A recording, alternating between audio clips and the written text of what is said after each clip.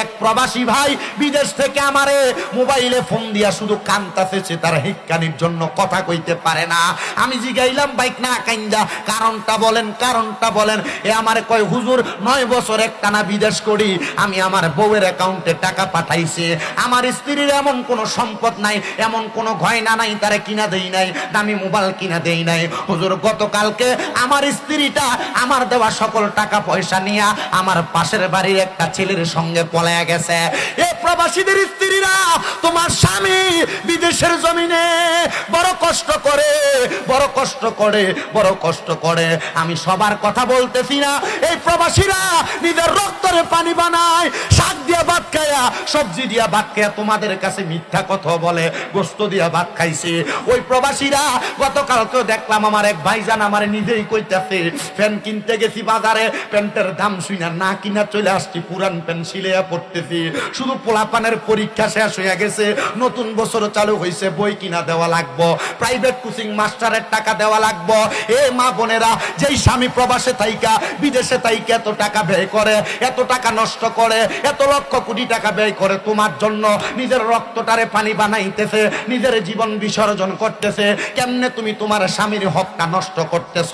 কেমনে তুমি তোমার স্বামীর টাকা দিয়া অন্য ছেলের সঙ্গে মোবাইলে কথা বলতেছ? আল্লাহর দোহাই লাগে, জান্নাতে যাইতে চাইলে তুমি এমন কর্ম কইরো না। অনেক প্রবাসীরা তো মাঝে মাঝে বিচার দেয়, হুজুর স্ত্রীরা এত বোঝানো বুঝাই, মাঝে মাঝে মহিলাদের একটু ওয়াজ করবেন, তারা যেন তাদের স্বামীর কথা শোনে। আমি জিজ্ঞাসা করি, ভাই সাহেব কেন এমন কথা বলেন? আপনি বিদেশে তো কষ্ট করেন, আপনার বউকে আপনার কথা শোনে না?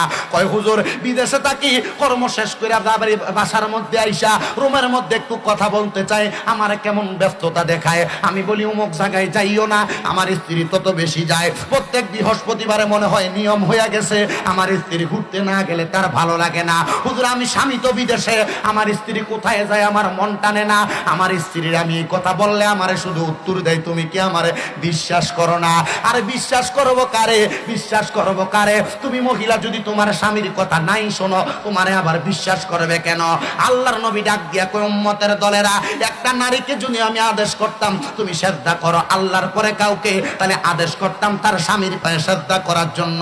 আর মহিলারা স্বামীর পায়ে সেজদা করবো দূরের কথা, কোনোদিন তার স্বামীর পাওটা গরম পানি দিয়া মুচ্ছা দিতে কিনা মহিলা বলতে পারবে না। কোন মহিলা তার স্বামী কাম থেকে আসার পরে গায়ের গামগুলা মুচ্ছা দিতে কিনা বলতে পারবে না। মা